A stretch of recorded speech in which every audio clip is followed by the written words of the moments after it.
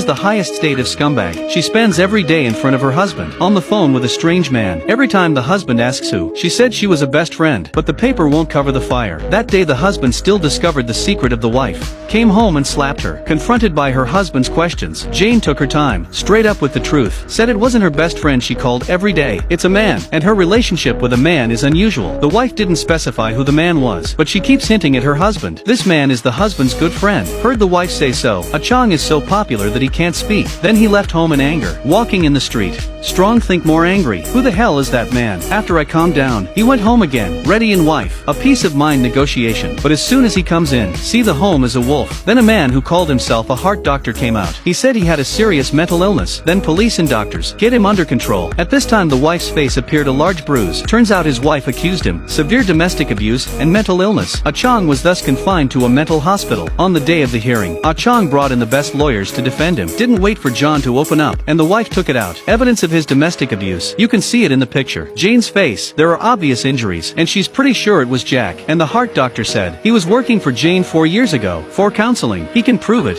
2. The wounds on Jane's body. It's the husband. Now, the evidence is solid. Chong cannot argue. He didn't think. A seemingly innocent and kind wife. It's so vicious inside. That's why the wife did it. It's about inheritance. My own billions of dollars. Chong is completely out of control. If you rush, you're gonna do it to your wife. This is all the more solid. He's mentally ill. That's it. Chong is completely in a mental hospital. His heart was full of hate. Blame yourself for what happened. Not getting to know your wife well. But he didn't give up hope. The next day he finally thought, who was the man who was calling with his wife? This man is his friend Mark. He was talking to Mark. Speak out your suspicions of your wife. Mark said to look into her. And then he said he wanted to trust her. Clearly there's something wrong with Mark. Jack. Call the assistant immediately. Ask her to inquire about Mark's proximity. Sure as hell is. The assistant told her. Mark recently bought a villa in New Zealand. Who can't even afford to buy a single meal? I bought a villa. Then he asked his assistant to call his wife. Said his plan was perfect. But there's still a big hole. The wife couldn't help being curious. So she found Achiang, trying to figure out where the leak occurred. John took his wife to a meadow. At this time in advance by Achiang bought the sick friend. The deliberate disruption led to the distraction of the security guard. The wife said she had planned it. There will be no loopholes. If I divorce you, only get half the property. If I kill you, I'm legally responsible. If it drives you crazy, into a mental institution, I will inherit your entire estate. Chong says your biggest loophole is to drive me crazy. Murder for mental illness. No legal liability. Saying that Chong would strangle the woman's neck. In the end, the femme fatale died at the hands of John. He was also acquitted of mental illness. He left the mental hospital a year later, back to life.